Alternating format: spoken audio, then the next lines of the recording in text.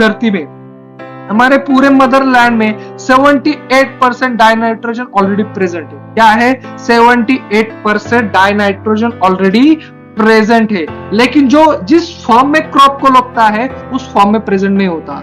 इसका मतलब क्या है? इसको एक एग्जांपल देना चाहूंगा दोस्तों। हम गेहूं करते हैं, गेहूं वैसे के वैसे खाते हैं क्या? बिल्कुल नहीं। पहले क्या करते हैं? गेहूं हार्वेस्ट करने के बाद उसको चक्की में पीसने के बाद उसका रोटी बनाते हैं, रोटी बनाने के बाद उसको सेकने के बाद हम खाते हैं। मतलब क्या? ये रॉ गेहूं रहता है और ये रोटी रहती है। हम खाते किसको है? रोटी को खाते हैं, हम गेहूं को डायरेक्टली नहीं खाते। उसी तरह पूरे धरती में 78% नाइट्रोजन है, वो गेहूं के फॉर्म में रॉ नाइट्रोजन है, लेकिन क्रॉप को रोटी के फॉर्म में लगता है और रोटी के फॉर्म में कन्वर्ट करना जरूरी होता है, क्योंकि हमारे धरती में अगर 78% नाइट्रोजन है तो हमें बाहर का नाइट्रोजन लेने की जरूरत नहीं। अगर हम इस 78% नाइट्रोजन को क्रॉप को लगने वाले नाइट्रोजन में कन्वर्ट करते हैं तो आपको ज्यादा केमिकल फर्टिलाइजर का यूज करना की बिल्कुल जरूरत नहीं है। इसका सॉल्यूशन क्या है? तो हमारे पास है one of the best solution in organic farming industry, हमारा बायोफिट का यन। एक क्या काम करता है? जितना भी नाइट्रोजन प्रेजेंट है, रॉ नाइट्रोजन को लिखना है, हमने अज़ोटोबैक्टर की स्पेसीज का इस्तेमाल किया है। ये अज़ोटोबैक्टर क्या करता है? उसकी नैसर्गिक जीवन चक्र में वो क्या करता है? ये जो रॉ नाइट्रोजन है वो रॉ नाइट्रोजन को कन्वर्ट करने का काम, ये रॉ नाइट्रोजन का कन्वर्जन क्रॉप को लगने वाले नाइट्रेट में कन्वर्जन करने का काम ये अज़ोटोबैक्टर करता है। तो इसकी बदौलत क्या होता है? पूरे के पूरा नैसर्गिक क्रिया से, नैसर्गिक प्रक्रिया से बना हुआ नाइट्रोजन हम क्रॉप को दे सकते हैं। ये होता है बायो फर्टिलाइजर, ये होती है बायो फर्टिलाइजर की ताकत, ये होती है ऑर्गेनिक फार्मिंग की ताकत। लेकिन ये ताकत आपको मालूम होना जरूरी है, ये आपको बताने आनी चाहिए। तो दोस्तों अगर इस थोड़ी टेक्निकल बात करते हैं तो अज़ोटोबैक्टर स्पेसीज जो है, हमने उसका CFU जो होता है, CFU मतलब क्या? 1 ml अगर मैं ड्रॉप लेता हूँ तो 1 ml में 1 × 10⁻10 1 × 10⁻10 नंबर ऑफ बैक्टीरिया इसमें प्रेजेंट रहते हैं। इसका काउंट हमने सेफर साइड पे 1 × 10⁻10 देखा है, लेकिन अगर इसको आप लैब में टेस्ट करने जाओगे तो 100% इसका काउंट 1 × 10⁻12 के ऊपर ही आता है, 1 × 10⁻12 के ऊपर ही आता है। लेकिन सेफर साइड देना चाहते तो इसके लिए हमने क्या किया? 1 × 10⁻10 ही दिया है। ये लाइव बैक्टीरिया रहते हैं, ये क्या करते हैं? उसके जीवन चक्र में नाइट्रोजन का कन्वर्जन, डाइनाइट्रोजन का कन्वर्जन नाइट्रोजन में करने का काम करते हैं। तो उसकी बदौलत क्या फायदा होता है? तो एटमॉस्फेरिक नाइट्रोजन का फिक्सेशन का काम ये करते हैं। Increase number of tillers and shoots, आपके क्रॉप में जितने भी नंबर ऑफ टिलर्स है, टिलर्स मतलब क्या? ब्रांचेस होगी या शूट्स होगी, ये बढ़ाने का काम ये नाइट्रोजन का होता है। और क्या होता है? आपकी सॉइल की फर्टिलिटी को बढ़ाने का काम और केमिकल उत्पाद का खर्चा, केमिकल का खर्चा कम करने का काम ये बायोफिट का प्रोडक्ट करता है। और क्या काम करता है? हमारे क्रॉप में जितने भी अलग अलग nutrients add nutrient into soil, soil में न्यूट्रिएंट्स ऐड करने का काम भी ये प्रोडक्ट करता है। तो सबसे बढ़िया प्रोडक्ट है आपके खेती में फर्टिलाइजर का प्रोवाइड करने का। आपको बाहर का फर्टिलाइजर डालने की जरूरत नहीं, आपके खेती में ऑलरेडी फर्टिलाइजर है। उस फर्टिलाइजर को अवेलेबल फॉर्म में कन्वर्ट करने वाला प्रोडक्ट आपको चाहिए और नेटसप के माध्यम से हमने आपको प्रोडक्ट ऑलरेडी दे दिया है। तो दोस्तों इसका इस्तेमाल किसका करना है हमें? तो इसका इस्तेमाल हमने 1 लीटर ऑफ बायोफिट यन पर एकड़ लैंड के लिए हमने इसका इस्तेमाल करना है। 1 लीटर बायोफिट यन को लेना है, पानी में डिजोल्व करके आप ड्रिप के माध्यम से दे सकते हो, फ्लड इरिगेशन के माध्यम में से ही इसका इस्तेमाल कर सकते हो। तो ऐसा बायोफिट यन नाम का प्रोडक्ट है। ओके, सेकंड प्रोडक्ट के ऊपर जाते हैं। हमारा बायोफिट यन जैसा है उसी तरह निसर्ग में फास्फोरस की भी जरूरत होती है। फास्फोरस का रोल क्या होता है दोस्तों? तो फास्फोरस का रोल मेजर होता है रूट डेवलपमेंट का। रूट डेवलप अच्छा होंगे तब जाके आपका क्रॉप न्यूट्रिएंट्स अब्सॉर्ब कर पाएगा। अगर रूट ही कमजोर हुए तो आप न्यूट्रिएंट अब्सॉर्ब कर नहीं पाएंगे। तो फास्फोरस बहुत जरूरी होता है। और क्या करता है? स्टेम और स्टॉक की स्ट्रेंथ को बढ़ाने का काम करता है। दोस्तों जैसे हमें मालूम है हमारे ह्यूमन बॉडी में स्ट्रेंथ कौन पड़ता है? हमारी हड्डियां हमें स्ट्रेंथ प्रोवाइड करते हैं। उसी तरह क्रॉप में अगर आपको स्ट्रेंथ बढ़ानी है, आपकी क्रॉप की अगर आपको ताकत बढ़ानी है, तो ताकत बढ़ाने का काम अगर कौन सा न्यूट्रिएंट करता है तो वो होता है फॉस्फोरस। रूट को डेवलप करता है क्या 100%, लेकिन स्ट्रेंथ को भी प्रोवाइड करने का काम वो करता है। और क्या करता है, फ्लावर फॉर्मेशन का एंड सीड प्रोडक्शन का काम। इसका मतलब क्या, आपके क्रॉप में फ्लावर, अगर जो आपके क्रॉप में फूल लगते हैं तो फूल क्यों लगते हैं, उसका रीजन क्या है, तो आपके क्रॉप में फास्फोरस जो कंटेंट है, वो फास्फोरस कंटेंट अगर अच्छा हुआ तो आपके क्रॉप में ज्यादा से ज्यादा फ्लावरिंग होने वाली है, और जितनी ज्यादा फ्लावरिंग रहेंगी उतना ज्यादा फल लगेंगे, और जितने ज्यादा फल लगेंगे उतना ज्यादा आपका उत्पाद आने वाला है। तो अगर इसको कौन सा न्यूट्रिएंट कंट्रोल करता है तो वो होता है फॉस्फोरस नाम का। और क्या करता है, जैसे कि नाइट्रोजन फिक्सेशन रहता है उस तरह फॉस्फोरस फिक्सेशन रहता है, क्रॉप की क्वालिटी को अच्छा करने का काम करता है। प्लांट का जो डिसीज रेजिस्टेंट इनबिल्ट तैयार होता है ना, आपको मालूम है हर एक आदमी की इम्यूनिटी अलग होती है, तो उसी प्रकार हर एक क्रॉप की भी इम्यूनिटी अलग होती है। ये इम्यूनिटी मतलब क्या, अगर कोई डिसीज आता है उस डिसीज को अपोज करने का काम, उस डिसीज को रेजिस्ट करने का काम उस क्रॉप में इनबिल्ट रहता है, इनबिल्ट सिस्टम रहती है। और उस इनबिल्ट सिस्टम को कौन रेगुलेट करता है, तो फास्फोरस रेगुलेट करता है। ये दोस्तों ये रोल रहे फास्फोरस की। ये फास्फोरस के रोल हमें बाहर से लाने की जरूरत नहीं। जैसे नाइट्रोजन निसर्ग में ऑलरेडी पाया जाता है, उसी तरह फास्फोरस भी ऑलरेडी निसर्ग में पाया जाता है, नेचर में पाया जाता है। सिर्फ वो जैसे सेम नाइट्रोजन का जैसे मैंने एग्जांपल दिया गेहूं का, उसी तरह फास्फोरस रॉ फास्फोरस हमारे सॉइल में रहता है, रॉ फास्फोरस हमारे नेचर में रहता है। सिर्फ वो क्रॉप को जो फॉर्म लगता है उस क्रॉप को लगने वाले फॉर्म में नहीं रहता।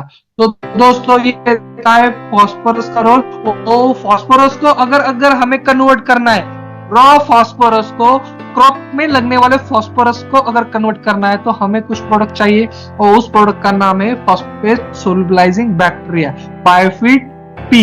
ये क्या करता है, फॉस्फेट सोल्युबलाइजिंग बैक्टीरिया। ये काम क्या करता है, इसका काम क्या है, निसर्ग में पाए जाने फास्फोरस का, निसर्ग में पाए जाने वाले जो रॉ फास्फोरस है, वो रॉ फास्फोरस का क्रॉप को लगने वाले फास्फोरस में कन्वर्ट करने का काम कौन करता है, हमारा बायोफिट पी वाला प्रोडक्ट काम करता है। इसका देखते हैं तो 1 × 10⁸ ml उसका SKU है।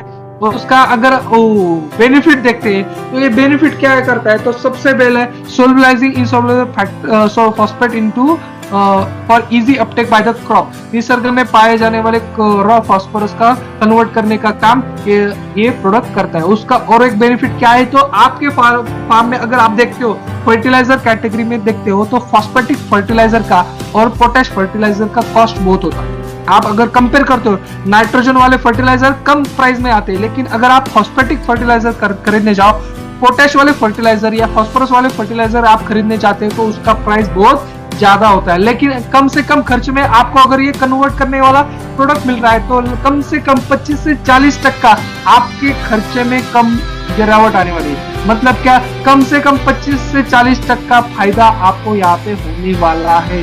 तो आपका केमिकल का खर्चा 25 से 40% कम होने वाला है इस फॉस्फेटिक सोल्युबलाइजिंग बैक्टीरिया अगर आप इसमें इस्तेमाल करते हैं। और क्या करता है, आपकी सॉइल में फर्टिलिटी प्रोवाइड करने का काम करता है, न्यूट्रिएंट देने का काम करता है, प्रोलिफरेशन करने का काम ये प्रोडक्ट करता है। तो तरह तरह के बेनिफिट, फास्फोरस के जो बेनिफिट है वो बेनिफिट प्रोवाइड करने का काम कौन सा प्रोडक्ट करता है, तो हमारा बायोफिट पी वाला प्रोडक्ट यहाँ पे करता है। सेम जैसे नाइट्रोजन कन्वर्ट करने का काम बायोफिट एन करता है, उसी तरह फास्फोरस को कन्वर्ट करने का काम करता है तो बायोफिट पी। और अच्छे रिजल्ट हमें इस प्रोडक्ट के माध्यम से मिलते आ रहे हैं और आगे जाके भी 100% मिलने वाले। सेम जैसे मैंने फास्फोरस का बताया, उसी तरह नाइट्रोजन का बताया, उसी तरह प्लांट में पोटेशियम की भी जरूरत होती है। पोटेशियम क्या करता है, तो पोटेशियम की बेनिफिट ये क्या करते हैं, इंक्रीज रूट टर्गर होता है, रिड्यूस वाटर लॉस और विल्टिंग कंडीशन। इसका मतलब क्या, क्रॉप में जो ड्रॉट आता है, ड्रॉट क्यों आता है, सूखे में मेजर लॉस क्या होता है, क्रॉप की वाटर की रिक्वायरमेंट ज्यादा होती है, करेक्ट ना। सूखे में क्या होता है, क्रॉप को पानी ज्यादा लगता है, पानी कम अगर पड़ा तो ज्यादा से ज्यादा खेती आप कर सकते हो। एक और रेगुलेट करता है तो वो पोटेशियम रेगुलेट करता है। और क्या रेगुलेट करता है, तो प्लांट में जैसा रेस्पिरेशन चलता है उसी तरह प्लांट में भी रेस्पिरेशन होता है और रेस्पिरेशन को रेगुलेट करने वाला न्यूट्रिएंट होता है वो पोटेशियम होता है। और क्या होता है, ब्रेन रिच स्टार्च। स्टार्च मतलब क्या, कार्बोहाइड्रेट, मतलब उसका जो कार्बोहाइड्रेट फूड प्रोडक्शन का इंक्रीज करने वाला, अगर शुगर बढ़ाने वाला अगर कंटेंट कौन सा होता है तो वो पोटेशियम रहता है। और क्या करता है, प्रोटीन कंटेंट बढ़ाता है, बिल्ड सेल्यूलोज एंड लॉजिंग। ये जो टेक्निकल चीज है वो टेक्निकल चीजें को बढ़ाने, सेल्यूलोज ये आपके क्रॉप में तरह तरह के इंग्रेडिएंट्स होते हैं, जैसे कि आप में स्टार्च और इसका अलग अलग मीनिंग होते हैं। फ्रुक्टोज होता है, सुक्रोज होता है, उसी तरह सेल्यूलोज होता है, ग्लाइकोलोज होता है, उसी तरह अलग अलग कंटेंट को बढ़ाने का काम ये प्रोडक्ट यहाँ पे करता है। तो मेजर ध्यान में रखना, जिस तरह नाइट्रोजन है, फास्फोरस है, उसी तरह पोटेशियम भी ज्यादा मात्रा में लगता है। उसका रोल क्या होता है, ये पोटेशियम का रोल। लेकिन ये पोटेशियम को कन्वर्ट, निसर्ग में ऑलरेडी पोटेशियम पाया जाता है। अगर मैं आपको बता रहा हूँ निसर्ग में पाया जाता है दोस्तों, अगर आप सॉइल रिपोर्ट टेस्ट करते हो तो सॉइल रिपोर्ट टेस्ट करने आप किस चीज का करते हो, मेरे खेत में ऑलरेडी नाइट्रोजन कितना है, मेरे खेत में ऑलरेडी फास्फोरस कितना है, मेरे खेत में ऑलरेडी पोटेश कितना है, ऑलरेडी आपको मालूम है आपके खेत में है, लेकिन अवेलेबल फॉर्म में नहीं होता। निसर्ग में ऑलरेडी प्रेजेंट है, नेचर ने आपको दिया हुआ है, लेकिन वो अवेलेबल फॉर्म में नहीं दिया हुआ है। आपको बस क्या करना है, निसर्ग में पाए जाने वाले नाइट्रोजन को, निसर्ग में पाए जाने वाले फास्फोरस को, पोटेश को क्रॉप को लगने वाले पोटेश में कन्वर्ट करने का काम कर रहे हैं। और वो काम कौन करेगा, हमारा नेटसप का बायोफिट के प्रोडक्ट एनपी और के। सेम इसमें पोटेश सोलुबलाइजिंग बैक्टीरिया का इस्तेमाल हमने किया है। इसका CFU अगर देखा जाए 1 × 10⁸ पर ml इसका CFU। ये काम क्या करता है, ऑल टाइप्स ऑफ सॉइल में आपके ईल्ड का 15 से 20 तक का ईल्ड को बढ़ाने वाला काम करता है। दोस्तों मैंने जैसे कहा कि आपके क्रॉप में ये जो पोटेश क्या करता है, स्टार्च को रेगुलेट करता है, सेल्यूलोज को रेगुलेट करता है। ये जो कंटेंट रहते हैं एक क्रॉप के फ्रूट हो या ग्रेन्स हो, इस चीजों में ज्यादा होते हैं। मतलब क्या, फॉर एग्जांपल गेहूं में स्टार्च ज्यादा लगता है। अगर मैं कुछ फ्रूट लेता हूँ तो फ्रूट में शुगर अच्छी होनी जरूरी होती है। तो फ्रूट में शुगर हो या गेहूं में स्टार्च हो, कार्बोहाइड्रेट्स हो, ये जो चीजें को बढ़ाने का अगर कौन सा न्यूट्रिएंट करता है तो बायोफिट का इस्तेमाल करना जरूरी होता है। तो ये जो कंटेंट है, ये कंटेंट को बढ़ाने का काम को पोटेश करता है। और जितना ज्यादा इसका इस्तेमाल आप हार्वेस्टिंग स्टेज में करोगे, उतना ज्यादा उत्पाद आपको बढ़ने वाला है। कम से कम 15 से 20 तक का 100% आपका उत्पाद वहां पे बढ़ने ही वाला है। Improve quality of fruit and grains, जैसे मैंने बताया इस एंड वाले हार्वेस्टिंग टाइम में इन चीजों की जरूरत ज्यादा होती है। तो इस टाइम में अगर आप इसका इस्तेमाल करते हो तो आपकी फ्रूट की क्वालिटी भी, आपके उत्पाद की क्वालिटी 100% बढ़ने ही वाली है। आपको क्या करता है, फोटोसिंथेसिस में हेल्प करता है। और आपका जो शुगर कंटेंट है, आपके फ्रूट की जो साइज है वो रेगुलेट करने का काम पोटेश यहाँ पे करता है। अगर बायोफिट के का इस्तेमाल आप इस टाइम में करते हो तो आपको ज्यादा से ज्यादा बेनिफिट इसके मिलने वाला है। कितना इस्तेमाल करना है दोस्तों, सेम जैसे नाइट्रोजन पे फास्फोरस पोटेश का था, उसी तरह 1 लीटर ऑफ बायोफिट के पर 1 एकड़ ऑफ लैंड आप इसका ड्रेंचिंग कर सकते हो, पानी के साथ दे सकते हो और फ्लोटिंग वाटर के साथ भी दे सकते हैं। 1 एकड़ के लिए हमें कितना लगता है, 1 लीटर ऑफ बायोफिट NPK, 1 लीटर आप इसका इस्तेमाल कर सकते हो। और